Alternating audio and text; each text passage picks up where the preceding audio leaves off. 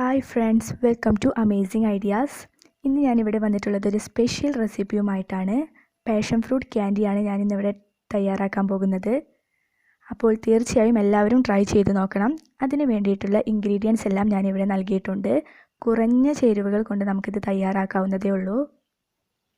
അതിന് വേണ്ടിയിട്ട് ഞാൻ മിക്സിയുടെ ജാർ എടുത്തിട്ടുണ്ട്. അതിലേക്ക് പാഷൻ ഫ്രൂട്ട് ഇട്ട് കൊടുക്കണം.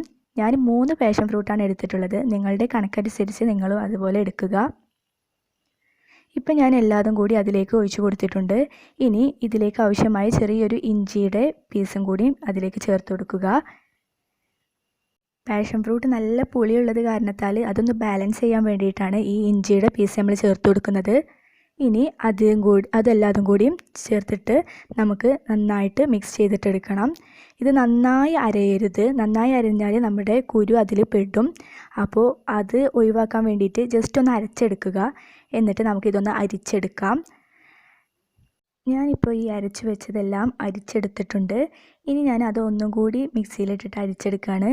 അപ്പോൾ അതിലേക്ക് ഞാൻ 2 സ്പൂൺ വെള്ളം കൂടി ചേർത്ത് കൊടുത്തിട്ടുണ്ട്.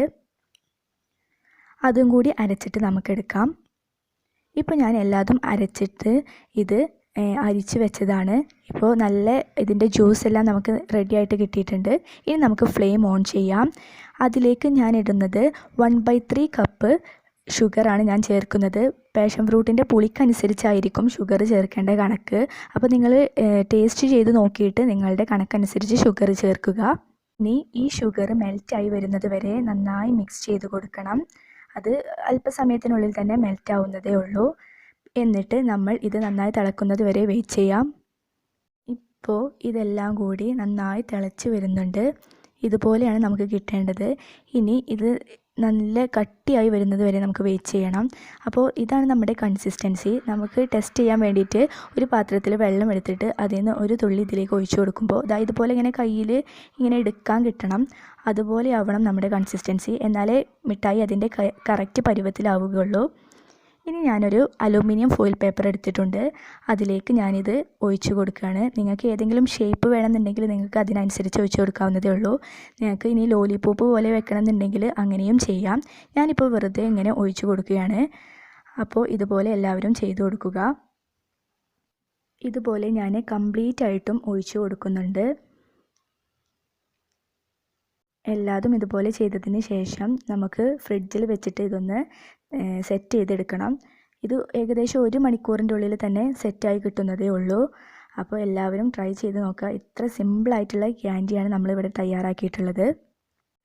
ഞാനെല്ലാം ഇതുപോലെ ഒഴിച്ചു കൊടുക്കുന്നുണ്ട്. ഇനി ഞാനിത് സെറ്റ് ചെയ്തിട്ട് വരാം. ഇപ്പോൾ ഏകദേശം 1 മണിക്കൂർ കഴിഞ്ഞു.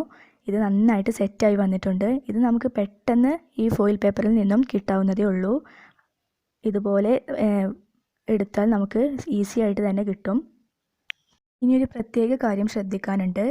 എല്ലാതും കൂടി ഒരുമിച്ചിട്ടാൽ ഇത് ഒട്ടിപ്പിടിക്കാനുള്ള ചാൻസ് ഉണ്ട്. അപ്പോൾ എല്ലാതും കൂടി ഒരു സെറ്റായിട്ട് പോകും.